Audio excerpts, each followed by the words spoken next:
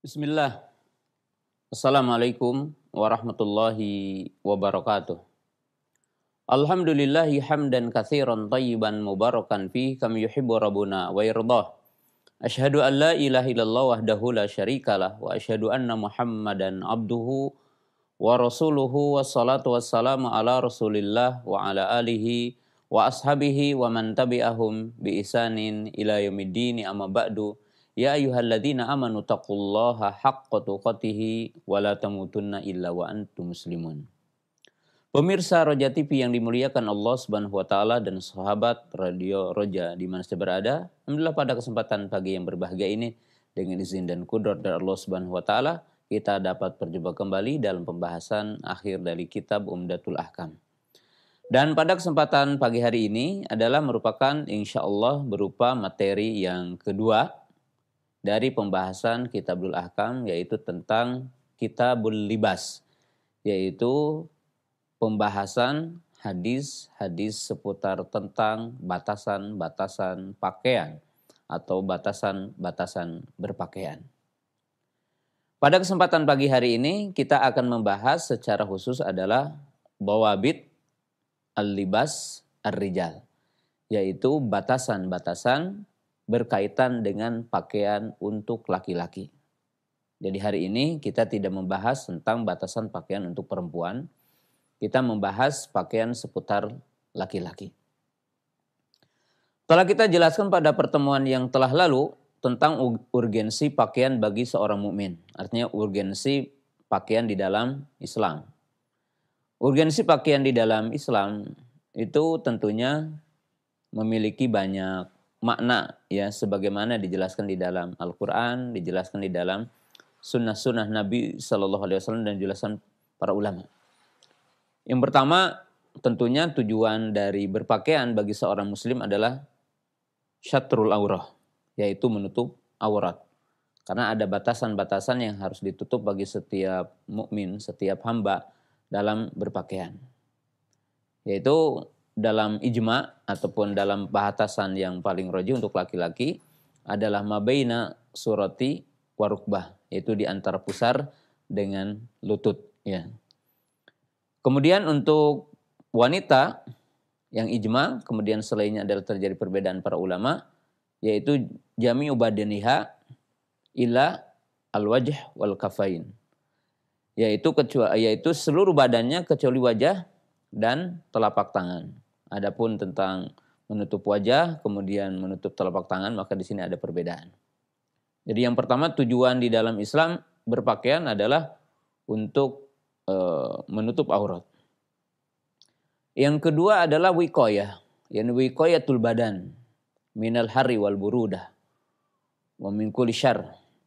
Yaitu tujuan di dalam Islam berpakaian adalah untuk menjaga, yaitu menjaga fisik kita, menjaga badan kita dari mungkin terik matahari, kemudian dari rasa dingin, kemudian dari setiap perkara yang akan melukai ataupun menodai kepada badan kita atau kulit kita. Di dalam Islam, ya itu adalah fungsinya. Sebagaimana di dalam Al-Quran, ya Allah Subhanahu Wa Taala menjadikan ya besi ataupun apa saja ya sebagai alat untuk manusia. Sedangkan yang ketiga adalah atazayyun wa tajammul, yaitu di mana orang adalah untuk berhias, untuk keindahan. Oleh sebab itu tentunya baju adalah untuk keindahan. Untuk keindahan kita sebagai manusia, sebagai seorang muslim, sebagai seorang muslimah. Dan ada batasan-batasan yang harus kita tahu tentunya. Yang harus ada kita tahu. Kemudian tentunya di antara fungsi dari pakaian dalam syariat Islam adalah muru'ah. Yaitu di sini adalah berkaitan dengan al-haya, yaitu berkaitan dengan menjaga rasa malu. Yang rasa malu itu adalah merupakan bagian dari iman. Karena seorang muslim atau muslimah ketika tersingkap atau terlihat bagian dari auratnya yang mestinya ditutup, maka itu akan rasa malunya akan nampak. Sehingga Nabi Shallallahu Alaihi Wasallam menjelaskan, ini berkaitan dengan rasa malu secara umum. Beliau mengatakan al-iman bid'un wa sab'una syu'batan wal haya'u syu'batun minal iman. Dan iman itu ada 60 atau dalam satu riwayatnya adalah 70 sekian cabang, 60 sekian cabang. Dan salah satunya dari cabang-cabang iman itu adanya rasa malu. Nah, kaum muslimin, pemirsa yang dimuliakan Allah Subhanahu wa taala. Ini di antara urgensi dan kedudukan berpakaian di dalam Islam. Kemudian yang selanjutnya adalah maskan, yaitu tempat tinggal. Tempat tinggal. Yaitu tempat tinggal yang tentunya membuat seseorang itu merasa nyaman dan merasa tumaninah. Nah, kaum muslimin pemirsa yang dirahmati Allah Ta'ala. Nah, ini merupakan bagian terpenting dalam kehidupan kita. Nah, tetapi syariat memberikan batasan-batasan dari kita berpakaian. Dan kita sekarang berbicara tentang untuk laki-laki. Untuk laki-laki, dan di pelajaran berikutnya tentunya adalah berkaitan dengan perempuan. Tapi sekarang kita bicaranya adalah tentang laki-laki. Dari sejumlah hadis yang dibawakan oleh mu'alif di sini, ya ada beberapa yang diharamkan oleh Allah Subhanahu wa taala. Ya, untuk dipakai sebagai perhiasan bagi kita, sebagai zina, artinya sebagai perhiasan bagi kita, sebagai pakaian bagi kita. Nah, sebelum saya menjelaskan dhawabit itu, ya kembali saya akan membacakan ya beberapa hadis yang dibawakan oleh mu'alif di sini. Ya, yang itu sebagai pijakan pembahasan kita. Qala al-mu'alif rahimahullahu taala wa an Abdillahi ibnu Umar ibnil Khattabi an Umar ibnil Khattabi radhiyallahu taala anhu. Hadisnya dari Umar ibn Khattab. An Umar ibn Khattabi radhiyallahu ta'ala anhu. Qala Rasulullah sallallahu alaihi wasallam la talbisul harira. Fa innahu man labisahu fid dunya lam yabsu fil akhirah. Bahwa Nabi sallallahu mengatakan, menjelaskan, janganlah kalian memakai sutra. Jadi jangan berpakaian dengan pakaian sutra. Ya, ini mencakup ya, pakaian ini ya bisa pakaian dalam seperti kaos gitu ya, kita mengenalnya. Kemudian pakaian seperti mungkin gamis atau kemeja atau yang lainnya. Kemudian juga tidak boleh menggunakan izar, yaitu jenis kain sarung. Atau dalam bentuk yang dinamakan dengan istilah bantolun atau sirwal. Atau kita mengenalnya celana.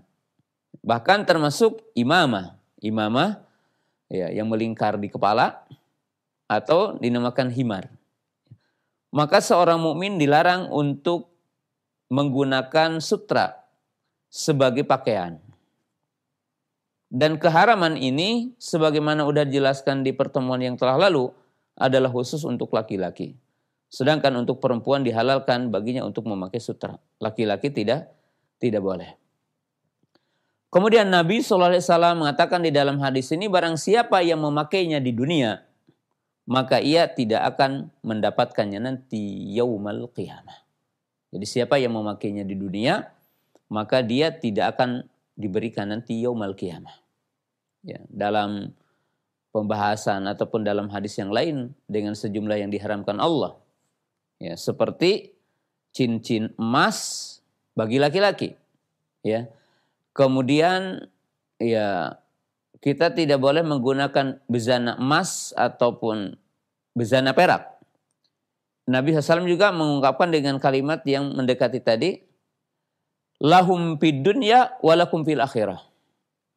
Bahwa bejana emas ya mungkin seperti gelas, seperti piring yang dipakai oleh seseorang di dunia ya. Maka dikatakan bagi mereka orang kafir di dunia, karena mereka tidak akan dapat nanti yaumul qiyamah. Dan bagi kalian orang-orang beriman akan mendapatkan kenikmatan berupa keindahan, ya seperti tadi keindahan cincin, keindahan gelang, keindahan bagi wanita khususnya adalah berkaitan dengan anting, kemudian kalung, gelang dan yang lainnya. Maka keindahan itu akan diberikan Allah Ta'ala nanti yaumul qiyamah. Ya. Jadi bagi mereka di dunia, sedangkan bagi kalian adalah di surga nanti. Jadi ini semua adalah bagian yang disebutkan oleh Nabi SAW untuk laki-laki, bukan untuk perempuan, adalah terlarang. Terlarang. Yaitu memakai sutra, itu terlarang di dalam Islam. Nah, maka dari hadis ini saya akan membahas secara khusus pembahasan tentang batasan pakaian untuk laki-laki. Jadi batasan pakaian untuk laki-laki. Ya. Bagaimana batasan pakaian untuk laki-laki? Ada beberapa batasan pakaian untuk laki-laki. Ya. Jadi dalam berpakaian untuk laki-laki. Yang pertama, an yakuna tahiran. Bahwa adab di dalam berpakaian adalah bersuci. Dan ini menjadi syarat sahnya untuk ketika sholat. Wa thiyabaka fatahhir. Dan sucikanlah pakaianmu. Kemudian Rasulullah Shallallahu Alaihi Wasallam itu menegur ada seorang sahabat yang ia menggunakan pakaian yang tidak bersih. Jadi seorang sahabat ya itu ada yang berkunjung kepada Nabi Shallallahu Alaihi Wasallam ya, dan Nabi Shallallahu Alaihi Wasallam melihat ya, jadi Nabi Shallallahu Alaihi Wasallam melihat pada orang tersebut yaitu wasakh, yaitu dalam bahasa kita kotor ya, artinya tidak bersih ya. Maka Nabi SAW mengatakan, amakana lihada mayagtasilu bihi saubahu. Ya. Atau dikatakan apakah dia tidak memiliki waktu untuk mencuci pakaiannya? Untuk mencuci. Jadi orang mukmin itu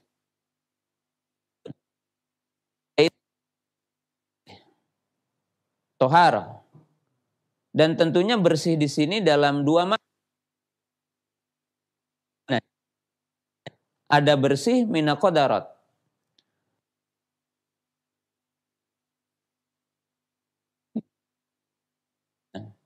Karena akan berkaitan dengan banyak ibadah. Ya, sholat tidak sah kalau pakaiannya tidak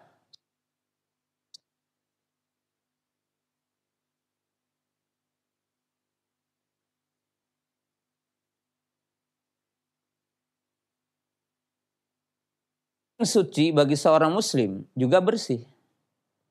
Walaupun bersih bukan syarat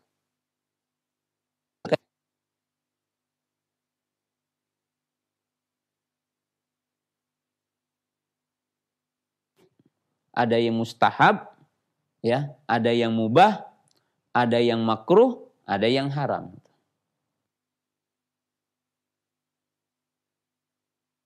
Mungkin ada tanahnya tapi bukan najis atau ada sesuatunya. Dan Nabi SAW menegur seorang sahabat yang didapati pakaiannya itu tidak bersih. Nabi SAW menganjurkan untuk membersihkannya. Jadi Nabi SAW menganjurkan untuk membersihkannya. Bahkan beliau mengatakan sepertinya orang ini memang tidak punya waktu untuk membersihkannya. Tidak punya kesempatan untuk membersihkan. Seyogyanya ia membersihkan pakaiannya. Ketika berkunjung kepada Nabi SAW. Nah di dalam hadis ini pun menunjukkan bahwa orang mukmin itu harus menghormati pertemuan. Orang mukmin itu harus menghormati majelis. Ya, kalau kita mungkin akan ketemu orang, gitu kan? Kemudian kita akan berada dalam sebuah majelis, ya. Itu memang ada adab-adabnya. Salah satu adabnya adalah berpakaian dengan pakaian sopan. Ya, dalam bahasa kita isinya pakaian sopan.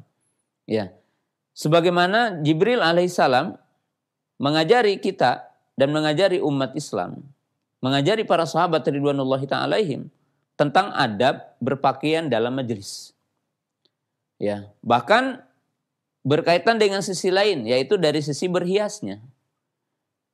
Disebutkan di dalam hadis Umar juga, ya, bahwa Umar ibn Khattab radhiyallahu ta'ala anhu meriwayatkan, baina nahnu julusun inda Rasulillah sallallahu alaihi wasallam ittala alaina rajulun syadidu sawadi sya'bi syadidu bayadis thiyab. Kata Umar bin Khattab radhiyallahu taala anhu, tatkala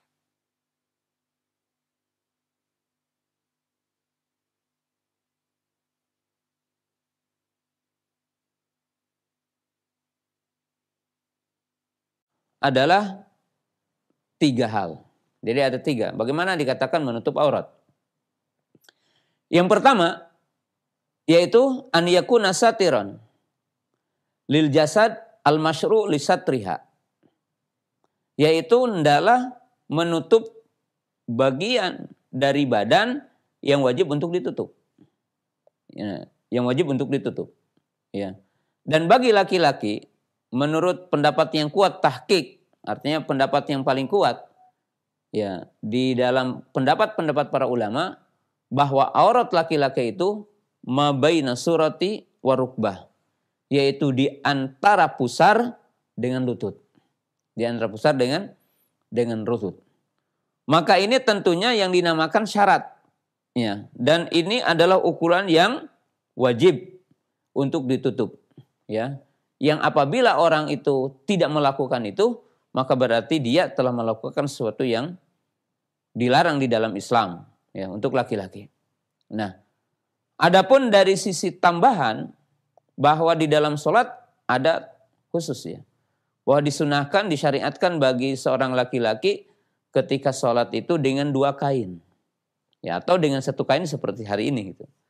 Yaitu izar warida, yaitu kain yang ke bawah, yaitu yang itu dipasang atau dipakai dari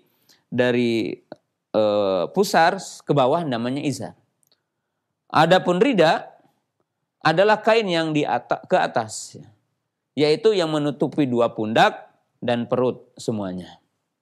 Nah, di dalam sholat, walaupun kita tidak akan membahas panjang lebar berkaitan dengan syarat dalam sholat, maka Nabi SAW mengatakan tidaklah seseorang itu sempurna dalam sholatnya atau tidak layak, atau tidak akan sempurna sholat seseorang yang apabila dia memiliki 2 kain, pundaknya tidak tertutup. Nah, maka ini dari sisi batasannya, menutup aurat. Jadi kalau yang itu merupakan syarat, yang merupakan hal yang diwajibkan dalam menutup aurat bagi laki-laki, mabena surati wa rukbah, yaitu di antara pusar dengan lutut. Dan hadis-hadisnya udah jelas insyaallah. Ya. Yang kedua, alla yakuna dhaiqan. Yaitu yang kedua, pakaian itu tidak sempit. Tidak sempit. Yaitu membentuk lekuk badan. Nah, di sini pemirsa yang dimuliakan Allah Ta'ala, ya, para ikhwan yang dimuliakan Allah Subhanahu Wa Ta'ala. Jadi pakaian laki-laki juga sama, tidak boleh ketat sehingga mencetak gitu kan, membentuk lekuk tubuhnya. Karena kalau kita tergoda oleh perempuan yang seperti itu, ya sama juga perempuan tergoda oleh seorang laki-laki, ya, dengan sebab dia memperlihatkan lekuk tubuhnya. Ya, kalau kita menggunakan pakaian seperti ini pasti lebih selamat itu, ya. Tapi pakaian yang lainnya seperti menggunakan bantolun atau sirwal, maka mesti juga menjaga. Yaitu sedikit melebarkan. Jangan terlalu sempit. Sehingga membentuk lekuk. Bahkan mungkin menggambarkan bagian dari aurat yang dinamakan sawahnya. Yaitu kemaluannya. Maka dilarang. Kemudian yang ketiga, an la yakuna raqiqan yashiful basyarah, yaitu tidak boleh tipis, transparan, yang dengan sebab itu kulitnya itu tetap kelihatan, jadi tergambar, transparan, kelihatan. Maka dilarang bagi laki-laki juga, karena wajib untuk menutup aurat, ya, untuk menutup aurat. Dan ini dhabit yang ketiga. Jadi dhabit yang ketiga dalam bentuk yang dinamakan menutup aurat, ya. Yaitu yang pertama, hendaklah pakaian itu menutup bagian yang merupakan wajib untuk ditutup. Yaitu tadi di antara pusar sampai lutut. Yang kedua dikatakan menutup aurat apabila tidak sempit kainnya. Jahitannya gitu ya. Bentuk-bentuknya tidak bisa. Jangan sampai tergambar, sampai terbentuk. Kemudian yang ketiga adalah tidak transparan, tidak tipis. Karena disebutkan orang yang dilaknat oleh Allah Subhanahu wa taala yaumul qiyamah adalah kasiyatun ariyat. Kasiyat ariyat. Orang yang mengklaim berpakaian tetapi dia sesungguhnya tidak berpakaian. Karena dengan sebab tipisnya kain atau sempitnya kain itu. Ya. Maka ini adalah dhabit yang ketiga. Jadi dhabit yang pertama an yakuna tahiran. Dhabit yang kedua an la yakuna muharraman. Dhabit yang ketiga tadi dikatakan yaitu an yakuna satiron lil aurah. Nah, sedangkan batasan yang keempat dari batasan berpakaian ada mutasyabbuh bilibasin nisa al khasah. Yaitu tidak boleh menyerupai pakaian wanita. Jadi laki-laki tidak boleh menggunakan pakaian yang khusus untuk wanita. Karena jelas hadisnya bahwa Nabi Shallallahu Alaihi Wasallam menjelaskan la'ana Rasulullah Shallallahu Alaihi Wasallam ar-rajula yalbisul libhasal mar'ah wal mar'ah talbisu libasar rajuli. Bahwa Nabi Shallallahu Alaihi Wasallam ya, itu melaknat laki-laki yang memakai pakaian perempuan dan perempuan yang memakai pakaian laki-laki. Jadi dilarang, ya. Dinyatakan di dalam hadis yang lain, la'anna Rasulullah SAW al-mutasyabbihina minar rijali bin nisa wal mutasyabbihati minan nisa ibir rijal. Bahwa baginda Rasulullah melaknat laki-laki yang menyerupai atau memakai pakaian yang khusus sebagai wanita. Jadi menyerupai pakaian wanita dan sebaliknya, wanita kepada laki-laki. Nah, maka laki-laki tidak boleh memakai pakaian perempuan. Ya, apalagi bergesernya. Ya, seperti sekarang mungkin pergeseran ya yang dinamakan dengan orang-orang yang merubah tubuhnya dan sebagainya.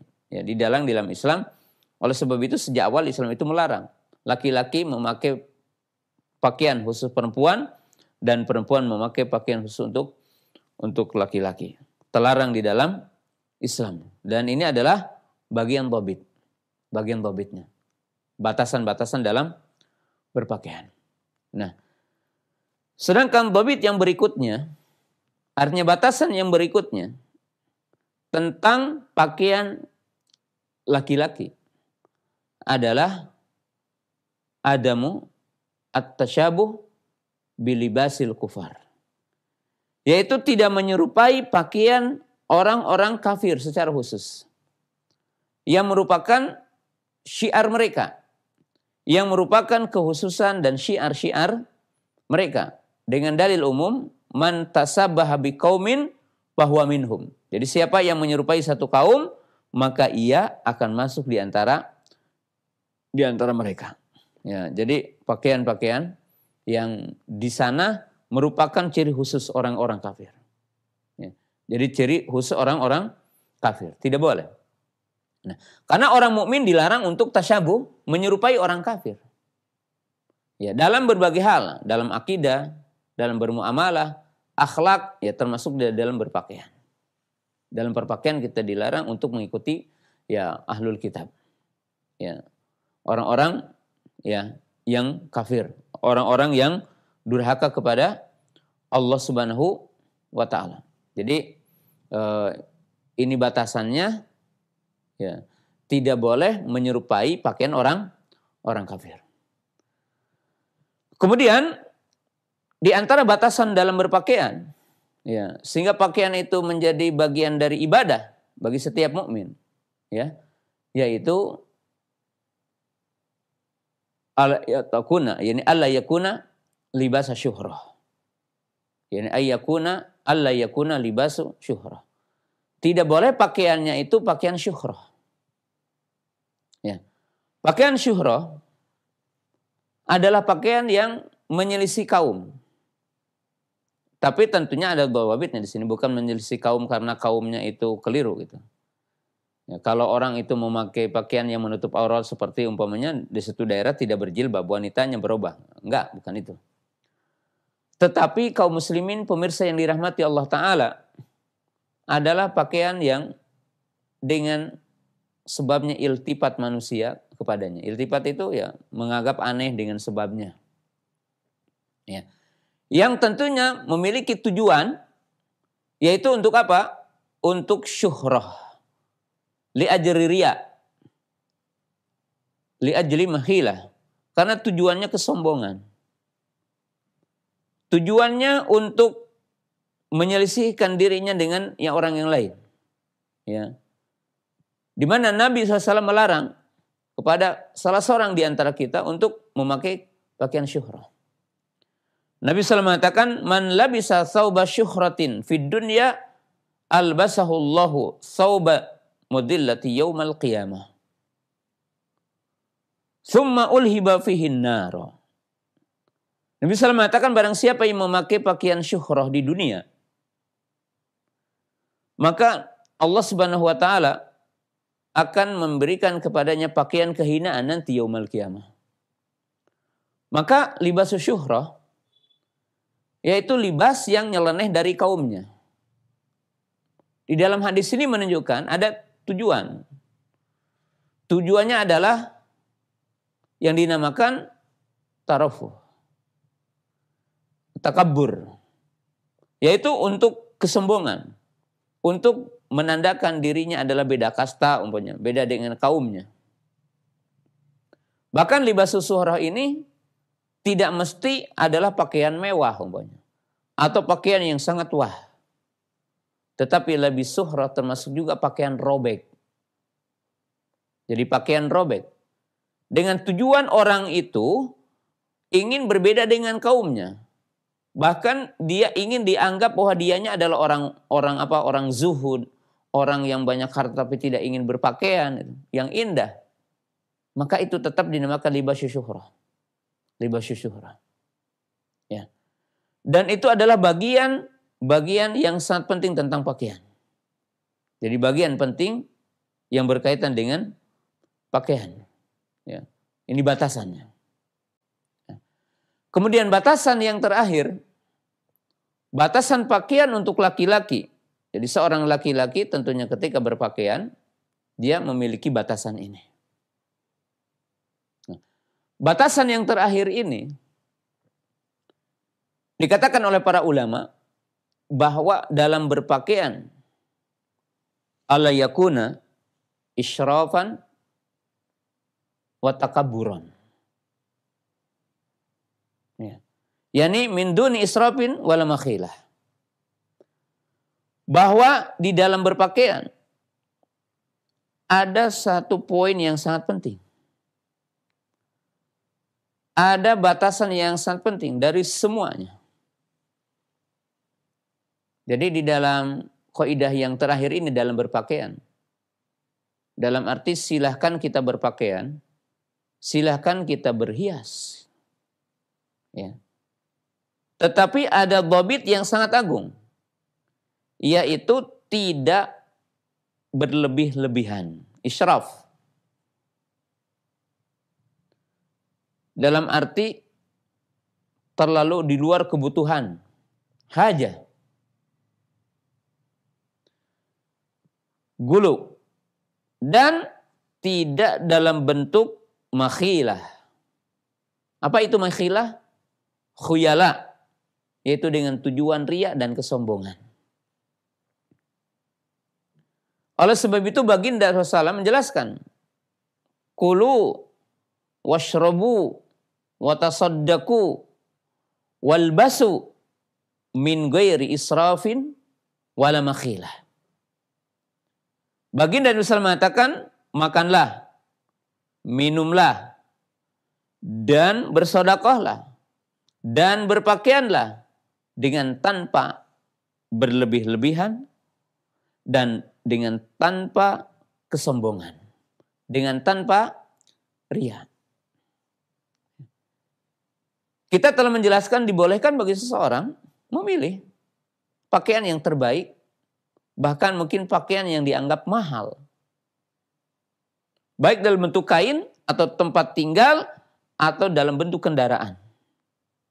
Tapi syaratnya tidak boleh dengan tujuan kesombongan, riya. Tidak boleh melampaui melampaui batas. Jadi tidak boleh melampaui batas. Nah, ini batasan-batasan bagi laki-laki untuk berpakaian. Jadi batasan bagi laki-laki berpakaian. Nah, ini adalah batasannya. Batasannya. Yaitu yang dinamakan rambu-rambunya. Rambu-rambu dalam berpakaian bagi seorang laki-laki. Nah, kaum muslimin, pemirsa yang dimuliakan Allah Subhanahu wa taala. Jadi ini adalah apa yang dianjurkan oleh Nabi SAW atau batasan-batasan yang dibolehkan oleh Nabi SAW untuk dalam berpakaian. Jadi tadi poin-poin sangat penting. Ya. Pertama, suci, ya. Atau dalam tambahannya adalah bersih dalam berpakaian itu. Kemudian yang kedua, ya, tidak termasuk pakaian yang di situ adalah haram, zatnya, kemudian sifatnya. Kemudian sifatnya. Ya. Kemudian tidak, yaitu menutup aurat ya. Tadi menutup aurat. Menutup aurat. Tidak menyerupai laki-laki untuk perempuan. Dan tentunya untuk kita dalam bahasan ini tidak boleh menyerupai perempuan. Tidak boleh yang tasyabuh dengan orang kafir. Yang tasyabuh dengan orang kafir. Yaitu pakaian yang khusus untuk orang kafir. Yang merupakan syiar mereka. Yang merupakan simbol-simbol mereka. Ya. Adapun kita berada di negara kafir, kemudian pakaian itu adalah pakaian umum dan bukan merupakan dari sifat agama mereka, kemudian khosais mereka, maka tidak mengapa. Orang berpakaian sama dengan pakaian orang kafir. Kemudian di antara batasan dalam berpakaian tadi adalah tidak boleh dengan berlebih-lebihan, israf. Dan juga tidak boleh dengan makhilah. Nah, kemudian kaum muslimin pemirsa yang dirahmati Allah Subhanahu wa taala, ada tambahan ya dalam berpakaian untuk laki-laki selain poin-poin yang tadi. Ya, selain poin-poin yang tadi. Yaitu 2 batasan lagi dalam berpakaian. Jadi 2 batasan lagi di dalam berpakaian. Yaitu apa? Adamul isbal. Yaitu tidak isbal. Tidak isbal. Karena tentunya Nabi SAW mengatakan, ma'asfala ka'baini fafinnar. Setiap yang melewati mata kaki terancam dengan api neraka. Ya. Di dalam hadis yang lain, Nabi SAW mengatakan, innallaha la yanduru, yani yaumal qiyamah, man jara thawbahu khuyala'a. Bahwa dalam satu riwayat Nabi SAW mengatakan sesungguhnya Allah Ta'ala tidak akan melihat kepada orang yang menyeret pakaiannya. Jadi menyeret pakaiannya, yaitu melewati kedua mata kaki. Jadi melewati kedua mata kakinya, maka dilarang. Ya. Kemudian Nabi SAW menjelaskan dalam riwayat lain, ya, dalam makna yang lain, bahwa beliau mengatakan, al-isbalu minal makhilah. Jadi Nabi SAW mengatakan bahwa isbal adalah termasuk kesombongan. Kesombongan. Dan pendapat yang kuat bahwa melewati mata kaki dalam berpakaian, ya, walaupun tidak tujuan sombong, tetap hukumnya tidak boleh. Dan apabila dibarengi dengan kesombongan, maka ziyadatul ismi, maka tentunya akan bertambah dari sisi dosanya. Dari sisi apa? Sisi dosanya. Ya, dari sisi dosanya adalah bertambah. Ya, bagi orang yang dia itu isbal, kemudian ditambah dengan tujuan riya, ditambah dengan kesombongan. Ya, karena tentunya sombong adalah dosa tersendiri. Dan Nabi SAW mengatakan, al-isbalu minal makhilah. Bahwa isbal itu adalah bagian dari kesombongan. Jadi isbal adalah bagian dari kesombongan. Oleh sebab itu, Nabi SAW mengajari kita tentang berpakaian. Yaitu pakai gamis, pakai celana, atau pakai kain. Maka itu dikatakan nisfusak. yaitu setengah betis. Auma bainahuma, atau di antara keduanya. Itu apa? Di antara betis dengan dua mata kaki. Berarti sedikit ke bawah. Atau paling tidak mau foko, yakni al-ka'bain, yaitu di atas mata kaki. Dalam arti di sini bagi seseorang, kaum muslimin pemirsa yang dirahmati Allah Subhanahu wa taala, orang dalam berpakaian, ya, itu kan ada 4 tahapan itu. Dalam arti dari sisi isbal, berkaitan dengan isbal. Yang pertama, setengah betis. Kemudian di bawah di antara keduanya. Kalau tidak, maka berada di atas kedua mata kakinya. Jadi tidak menutup kedua mata kakinya, tetapi di atas kedua mata kakinya. Dan ini selamat dari ancaman, ini selamat dari adab. Ya. Dengan sebab ini, tentunya kalau dari adab yang lain, ya tergantung dosa yang lain. Tetapi dari sini maksudnya. Dan yang keempat adalah kain yang melewati kedua mata kaki. Kedua mata kaki. Maka Nabi SAW menjelaskan yang melewati kedua mata kaki, baik itu dalam bentuk, ya istilah kita kain sarung, atau dalam bentuk celana panjang, atau dalam bentuk gamis, maka itu terlarang. Ya, terlarang. Dan bagi kita seorang laki-laki berpakaian, memakai kain harus di atas kedua mata kaki. Harus di atas kedua mata kaki.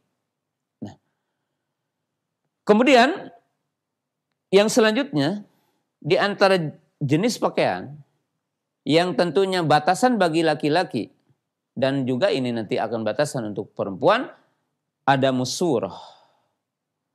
Yani surah dawatil arha wa min babil aula fihi salb. Yaitu di antara batasan di dalam berpakaian bagi seorang laki-laki, ya, bagi seorang laki-laki yaitu tidak ada, ya, mengandung gambar-gambar, ya. Yang dimaksud adalah gambar-gambar yang bernyawa. Jadi tidak mengandung gambar-gambar yang bernyawa, ya. Karena dilarang bagi kita, bagi seseorang di antara kita memakai kain yang bergambar. Nah, gambar yang dilarang di dalam Islam secara global adalah 2 gambar. Gambar yang bernyawa. Gambar yang bernyawa. Ya. Karena tentunya kita dilarang menggambar dengan gambar yang bernyawa. Yaitu dawatul arwah. Sebagaimana dinyatakan di dalam hadis, asyadun nas adzaban yaumal qiyamah al-musawwirin. Bahwa orang yang paling dahsyat adabnya nanti yaumul qiyamah adalah para penggambar. Ya, jadi kalau kita memakai pakaian, jangan memakai pakaian yang ada gambarnya. Gambarnya. Dilarang bagi kita. Ya, mungkin kalau sekarang ya gambar-gambar manusia bahkan khusus ya. Kemudian tidak boleh secara otomatis, bahkan ini lebih dahsyat. Yaitu yang bisa tentunya ini akrabila kufrin. Bahkan itu bisa kufur gitu kan, jelas. Yaitu memakai baju yang ada salibnya. Yang ada salibnya. Yang merupakan syiar orang-orang non-muslim. Ya, kalau orang muslim pemuda umpamanya memakai kalung yang itu adalah kalung ada salibnya atau salib, maka terlarang dalam Islam. Tidak boleh. Tidak boleh. Ini adalah tambahannya. Tambahan. Nah, kaum muslimin pemirsa yang dimuliakan Allah Subhanahu wa taala. Nah, ini batasan-batasannya. Ya. Ini rambu-rambu dalam berpakaian. Jika kita telah melaksanakan rambu-rambu ini, artinya berupa batasan-batasan ini, maka kaum muslimin pemirsa yang dimuliakan Allah Subhanahu wa taala, ya, berarti kita telah melaksanakan syariat. Dan tentunya kita melaksanakan bagian-bagian dari sunnah dalam berpakaian.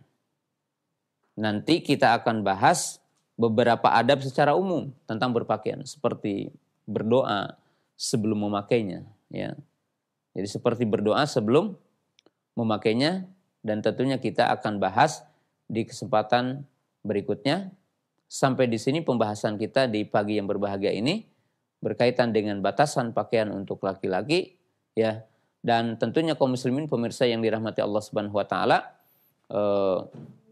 di dalam pembahasan ini masih ada sebenarnya, karena ya kita memiliki waktu yang tidak begitu panjang dalam bahasan ini. Nah, kita akan bahas sisi lain. Karena pakaian laki-laki, demikian juga pakaian perempuan. Jadi kalau kita bahas tentang pakaian itu untuk laki-laki itu, ya, jadi ada beberapa bahasan tadi. Tadi dikatakan batasannya, ya, pakaian. Tapi nanti kita akan bahas juga batasan berkaitan dengan perhiasan. Jadi batasan berkaitan dengan perhiasan bagi laki-laki. Nah, jadi batasan perhiasan untuk laki-laki. Nah, kemudian dari sisi lain, yaitu ada dari sisi kesempurnaan dalam berpakaian. Ya, seperti ada berdoa, menggunakan bagian kanan ketika memakai sandal. Kemudian pakaian laki-laki itu dibagi 3 pakaiannya. Ya, ada pakaian yang berkaitan dengan kepala. Maka di situ qolansua, imamah, gitu kan. Imamah.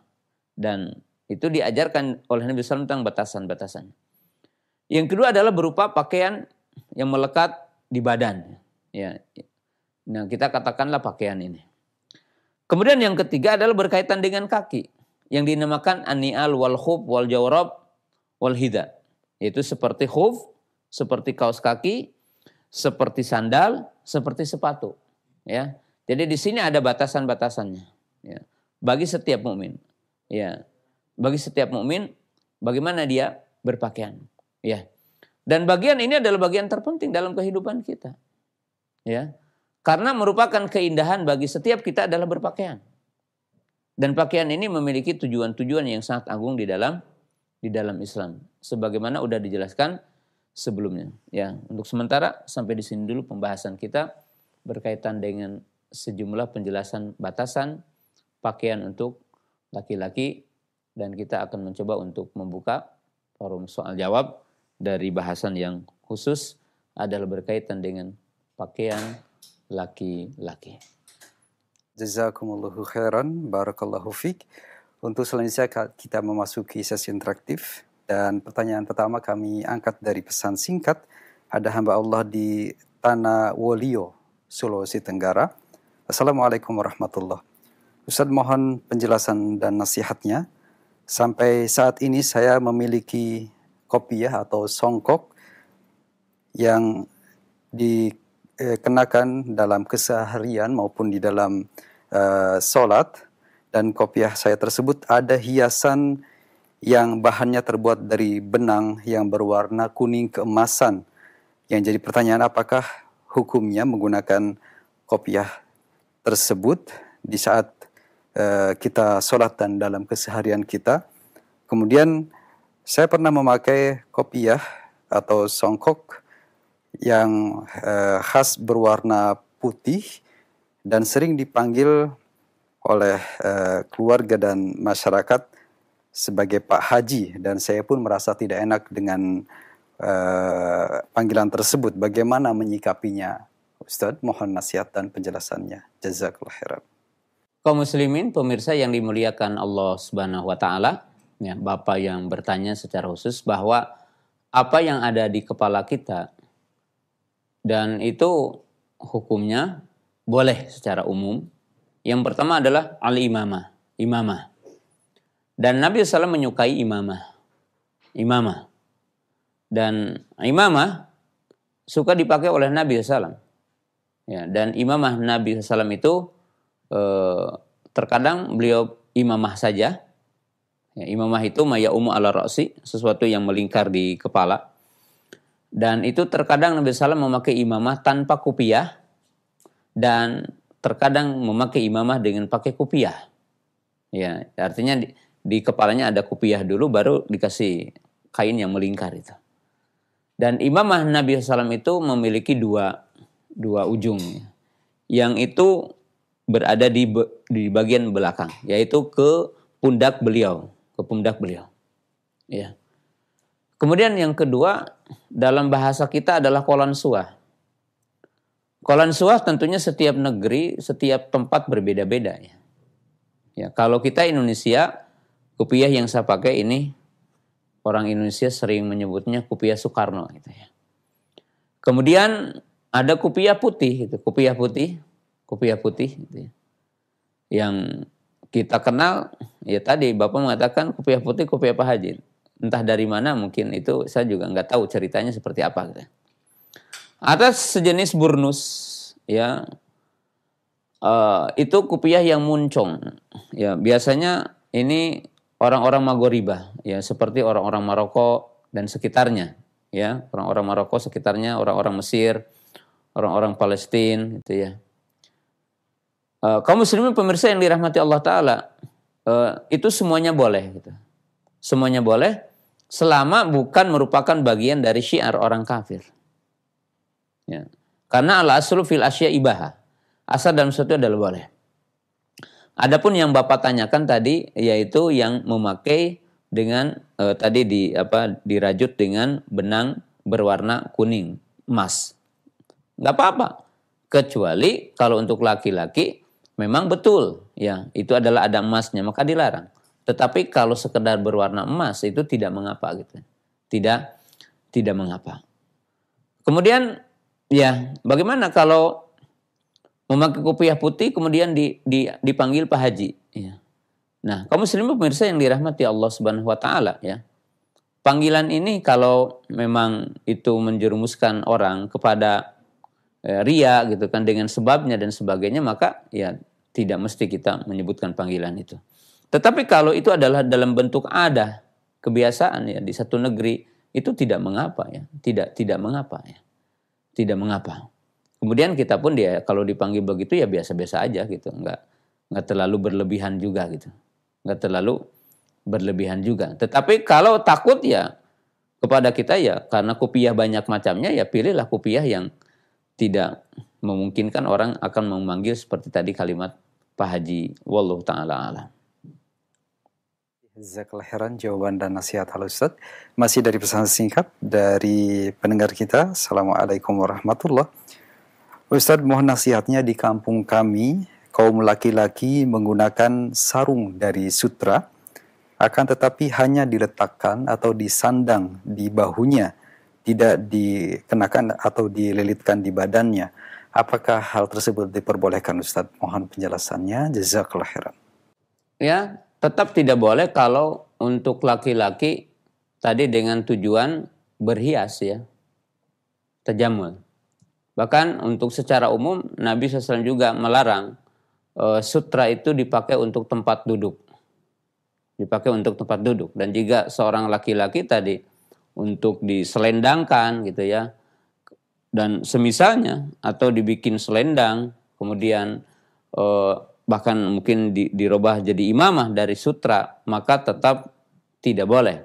Karena hukum yang berkaitan dengan sutra itu tadi adalah libas watajamul, ataupun yang dinamakan dengan tazayyun, yaitu berhias. Bagi laki-laki tidak boleh dengan sutra. Jadi umum ya, tidak hanya kalau kita pakai sarung atau pakai baju ya.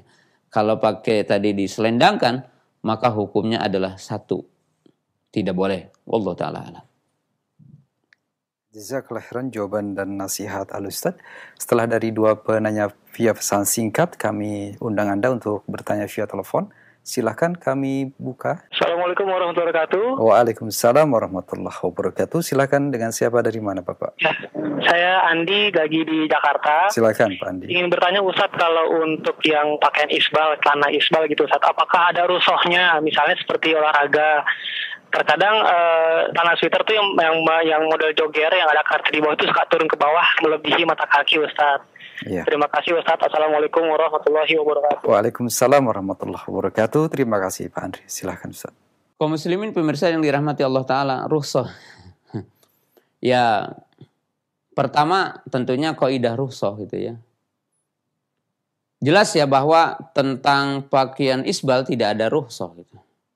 Dalam arti rukhsahnya tadi untuk bermain, atau tadi untuk jogging, atau untuk lari. Ya, untuk lari. Itu tidak ada pengecualian itu. Tidak ada pengecualian. Kecuali pengecualian itu orang tanpa sengaja.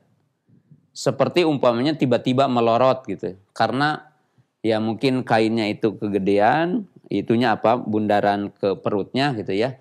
Kemudian tiba-tiba melorot tanpa disengaja.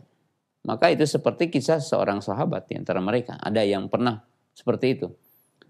Tapi berkaitan dengan tadi ya memakai pakaian ya dengan dikatakan rusuh ketika berolahraga, ya tidak ada. Tidak ada rusuh. Yang kedua perlu dijelaskan bahwa rukhsah di dalam Islam dari perkara yang tadinya wajib menjadi tidak wajib umpamanya, dari perkara yang tadinya haram kemudian sementara tidak haram karena ada penghalang. Maka penghalang itu dobitnya juga hajah gitu. Atau dobitnya adalah berkaitan dengan dorurah gitu, dorurah. Jadi kaum muslimin pemirsa yang dirahmati Allah Ta'ala dan akhi yang bertanya tadi secara khusus, kita lihat dulu syariat ya. Syariat itu kan ada yang hukumnya tadinya wajib, kemudian karena adanya penghalang yang dinamakan penghalang syar'i itu turun itu kan. Dari wajib menjadi mustahab umpamanya. Atau bahkan tidak wajib itu. Tidak wajib. Ya seperti orang itu sakit tidak wajib sholat berjamaah. Nah, kenapa? Karena hukum asal bagi orang menjaga jiwa gitu. Jangan sampai orang mati pergi ke masjid itu dengan sebabnya. Nah, kemudian ketika orang itu ingin qada hajat, kemudian telah dikumandangkan iqamah, maka tunaikan dulu qada hajat. Baru dia nanti berangkat sholat berjamaah. Berjamaah. Nah, tapi kalau kita tanya tadi, olahraga dorurah hajiyah gitu. Sampai memberikan rukhsah untuk tidak isbal gitu. Boleh isbal gitu. Nah, itu tidak mungkin gitu. Karena bukan satu perkara dorurah jiwa gitu.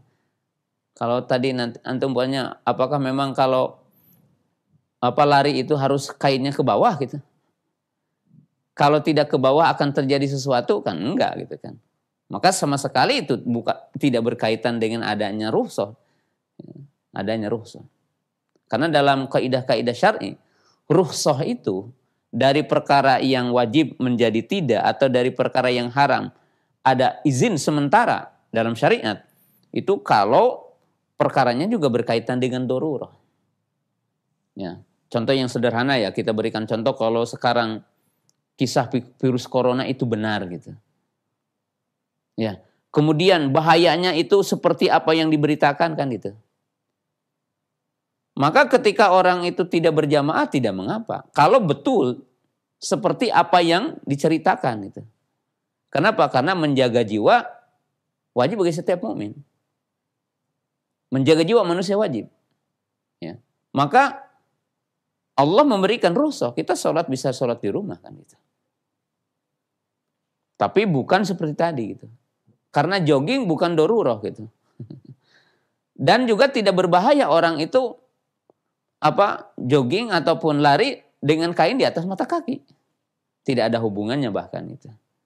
Wallahu ta'ala alam. Jawaban dan nasihat Al-Ustaz. Masih dari penelpon kami coba sapa kembali yang kedua. Assalamualaikum. Waalaikumsalam warahmatullahi wabarakatuh. Silakan, dengan siapa, dari mana Bapak? Dengan Bapak Iswadi dari Pekanbaru, Pak. Silakan Pak Iswadi, pertanyaannya. Ini Pak, yang mau saya tanyakan Pak, masalah sholat ini Pak. Iya Pak. Masalah sholat. Sekarang ini anak saya perempuan, istri saya, anak saya 3 perempuan. Ya waktu sholat berjemaah itu Pak, saya sendiri yang qomat, saya sendiri imamnya, bagaimana Pak? Bapak jauh dari masjid kaum muslimin barangkali? Ya dibilang jauh, kira-kira 1 kilo lah Pak. Oh begitu. Jadi saya kan di rumah sholatnya. Barangkali ada darurat atau ada halangan syar'i, barangkali Bapak tidak ke masjid? Dan misalnya kadang-kadang kan gini, waktu saya kan supir. Nah, saya sekali pulang. Jadi kalau saya pulang kadang-kadang kawan ayo berangkat. oh tunggu sholat dulu, saya di rumah sholat itu aja Mas. Tapi saya yang komat, langsung saya yang imam. Iya. Bagaimana itu Pak? Baik Bapak. Barakallahu fiik. Terima kasih interaksinya. Jazakallah khairan. Silakan Ustaz, barangkali ada tanggapan dan ulasan dari pertanyaan yang disampaikan Bapak tadi. Masya Allah. Bapak yang dimuliakan Allah Subhanahu wa Ta'ala, dan semoga semua para pemirsa pendengar dimuliakan oleh Allah Subhanahu wa Ta'ala. Berkaitan dengan sholat berjamaah. Sholat berjamaah menurut pendapat yang kuat adalah wajib bagi seorang laki-laki. Jadi bagi seorang laki-laki, sholat berjamaah adalah wajib. Ukuran wajib bagi setiap mukmin untuk sholat berjamaah adalah mendengar seruan adzan. Jadi tidak berkaitan dengan mungkin 1 kilo atau apa, enggak ya. Karena Nabi SAW mengatakan, man sami'an nida'a walam ya'ti ilaihi fala sholata lahu illa min udrin. Nabi SAW mengatakan barang siapa yang mendengar seruan, panggilan, suara adzan dan dia tidak mendatanginya, maka tidak ada sholat baginya kecuali kalau ada udzur. Hadis ini menunjukkan kaum muslimin pemirsa yang dirahmati Allah Ta'ala bahwa sholat berjamaah adalah wajib. Bahkan Ibnu Hazm rahimahullahu ta'ala itu pendapatnya lebih keras. Beliau mengatakan al-jamaah syartun lisihati sholat. Bahkan Ibnu Hazm rahimahullahu ta'ala berpendapat mendatangi sholat berjamaah itu syarat sahnya sholat itu. Karena dengan nas yang tadi. Tetapi jumhur ulama berpendapat bahwa sholat berjamaah adalah hukumnya wajib. Tidak sampai kepada derajat yang dikatakan syarat. Ya. Jadi bagi bapak mestinya datang ke masjid kalau mendengar suara adzan.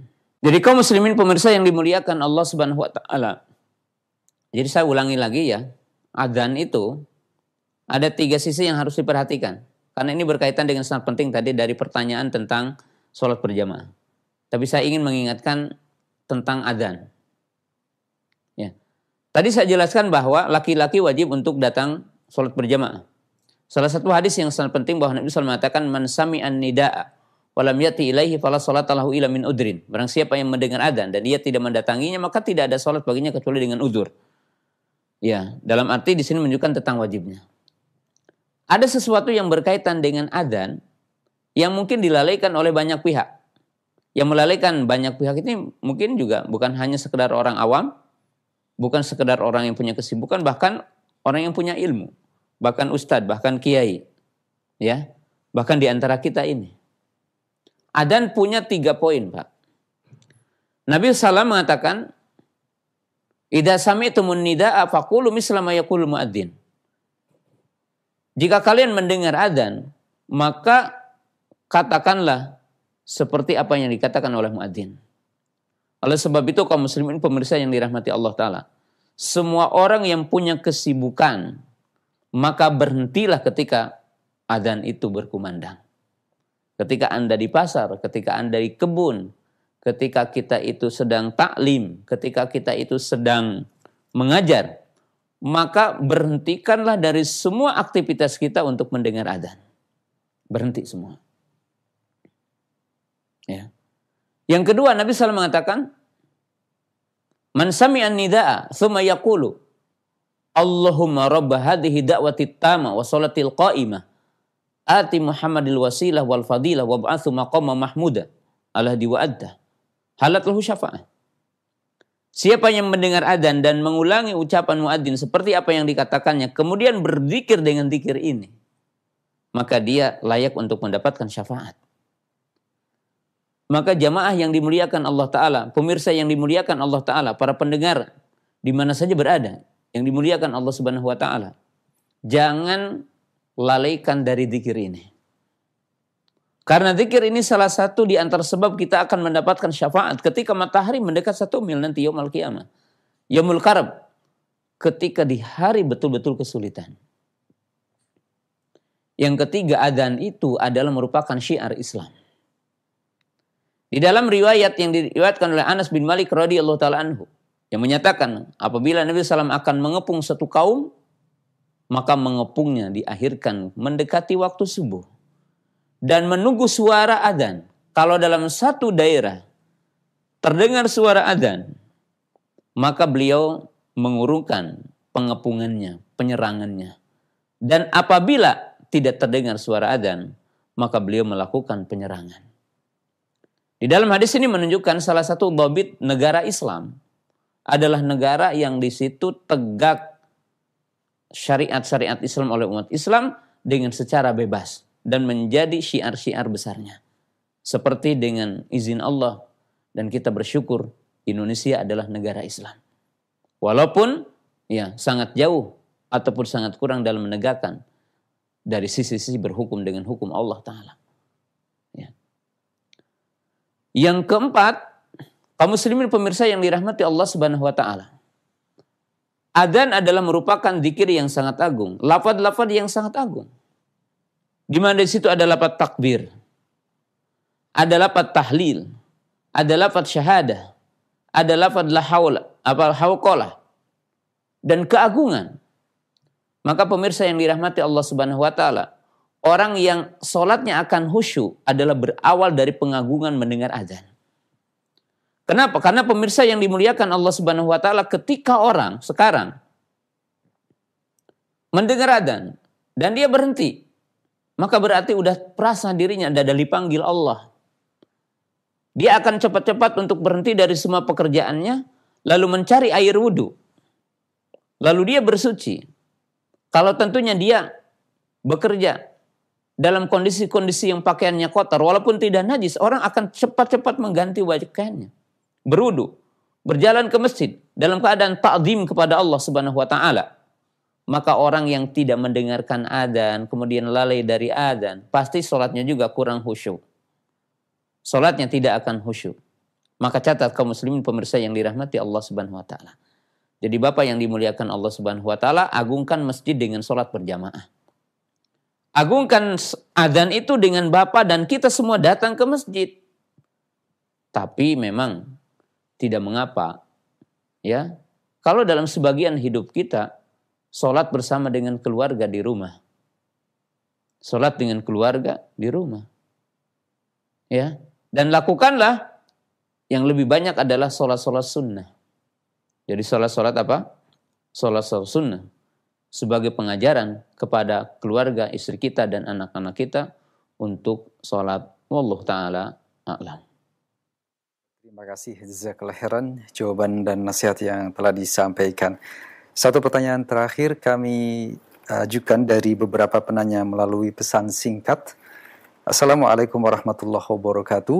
Ustadz, bagaimanakah hukumnya kaos yang bergambar kartun manusia yang berisi pesan-pesan positif atau konten dakwah atau ajakan kebaikan? Apakah dibolehkan untuk menggambar atau memakai kaos tersebut dan menyebarkan gambar-gambar kartun tersebut ke media sosial?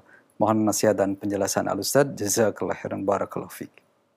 Kaum muslimin pemirsa yang dirahmati Allah Subhanahu wa taala. Jadi di sini tentunya ada hal yang sifatnya terjadi perbedaan di kalangan para ulama bahwa as-surah inama huwa ra'su. Ya, jadi gambar yang bernyawa itu ya memang yang hakikatnya bernyawa gitu. Jadi hakikatnya adalah bernyawa.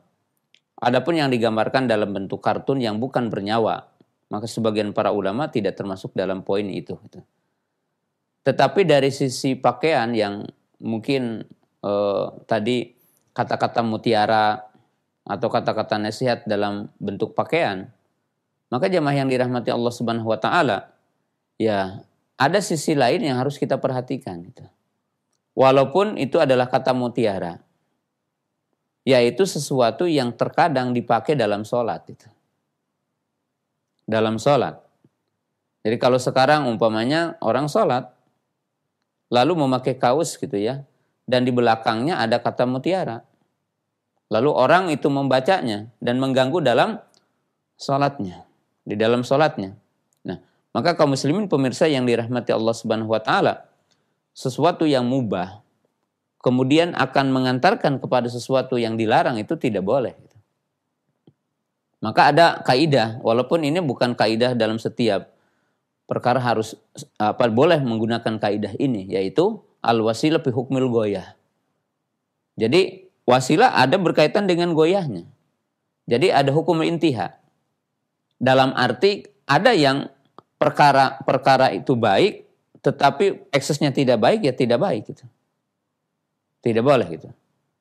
Ya, dan para ulama mengambil beberapa kaidah penting, ya, seperti kisah Nabi Sulaiman dengan semut gitu. Semut. Ya.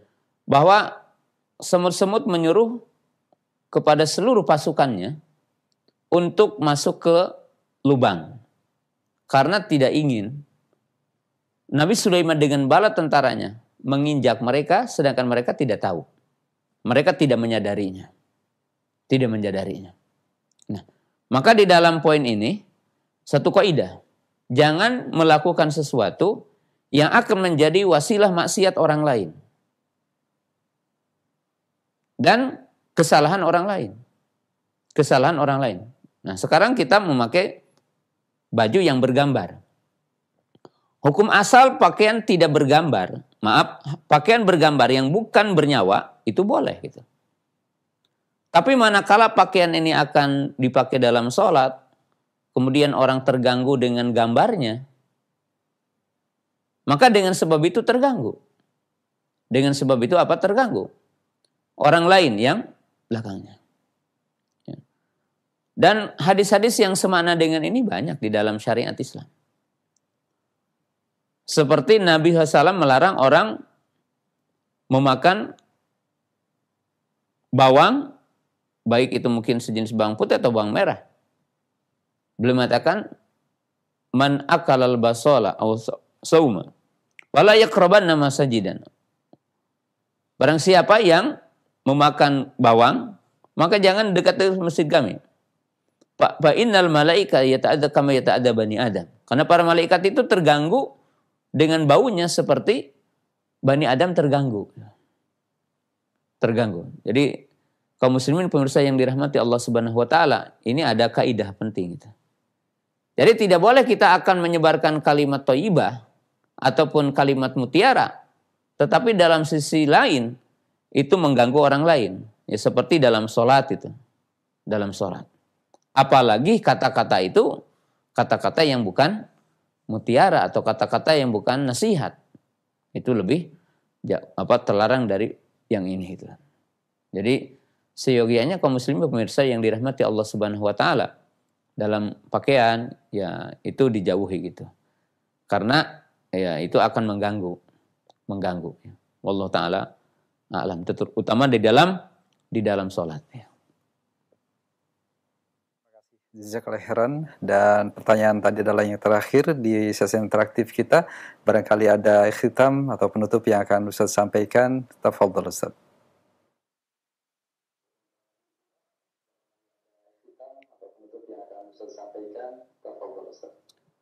Kaum muslimin pemirsa yang dimuliakan Allah Subhanahu wa taala, jadi yang kita bahas dari bab berpakaian ini adalah berkaitan dengan batasan-batasan pakaian laki-laki. Nah, insya Allah kita akan membahas dalam pertemuan yang selanjutnya, yaitu pada pekan berikutnya, kita akan bahas tentang batasan pakaian perempuan.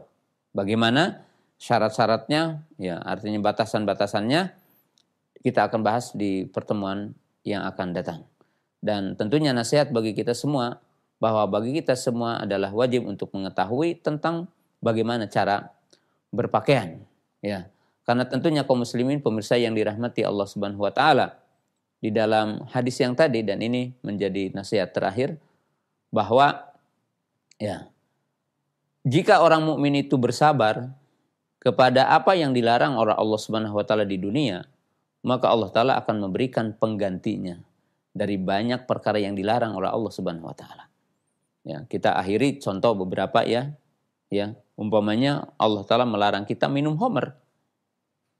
ternyata di dalam ayat Al-Quran nanti kita akan disediakan sungai yang isinya khamr dan tidak memabukkan. Lihat surat Muhammad ayat 15 ya. Allah menjelaskan itu. Ya. Kemudian Allah Subhanahu wa taala melarang bagi kita untuk minum dan makan dengan busana dari emas dan perak. Ternyata nanti ada surga yang terbuat ornamennya, perkakasnya dari emas ya. Sebagaimana dinyatakan di dalam hadis-hadis yang sahih. Ya. Maka barang siapa yang hari ini sabar, tidak menggunakan gelas atau piring dari emas, maka Allah akan menggantinya. Nanti yaumal qiyamah. Ya. Demikian juga ya. Di sini sutra untuk laki-laki. Perempuan boleh pakai sutra. Sebagaimana kita akan jelaskan di pekan depan. Bahwa barang siapa yang tidak memakai sutra di dunia hari ini, maka Allah Subhanahu wa taala akan menyediakan bagi mereka, bagi kita semua yang beriman, adalah sutra di yaumul qiyamah. Maka bersabarlah dari setiap perkara yang dilarang Allah, diharamkan Allah, maka Allah akan menggantinya yang lebih baik nanti yaumul qiyamah. Bahkan kaum muslimin pemirsa yang dirahmati Allah Subhanahu wa taala, barang siapa yang sabar dengan semua ujian dunia, maka Allah Subhanahu wa taala akan memberikan keleluasaan nanti yaumul qiyamah dari setiap apa yang kita dapatkan kesulitan di dunia ini. Sebagai kalimat terakhir Nabi SAW mengatakan bahwa al-jannatu tahta dilali suyub. Bahwa surga itu di bawah kilatan pedang. Dan Nabi SAW mengatakan dalam sebuah hadis yang agung, beliau mengatakan bahwa tidaklah seseorang di dunia ini menetes darahnya karena merupakan goresan panah, anak panah atau goresan ujung pedang. Maka nanti yaumul qiyamah Allah Subhanahu wa taala akan membangkitkan seseorang tersebut dengan seperti dia luka, dengan darah yang wanginya akan seperti minyak ataupun melebihi dari minyak kasturi. Maka bersabarlah atas setiap ujian Allah. Allah akan menggantinya dengan yang lebih baik nanti yaumul qiyamah. Terima kasih kepada seluruh kru dari Roja TV dan secara khusus Fawaz yang menemani di pagi yang berbahagia ini, dan kepada seluruh kru yang ada di sini di Tasikmalaya. Demikian juga kepada seluruh para pendengar, pemirsa yang dimuliakan Allah Subhanahu wa taala. Wa akhiru da'wana anil hamdulillahirabbil alamin. Assalamualaikum warahmatullahi wabarakatuh.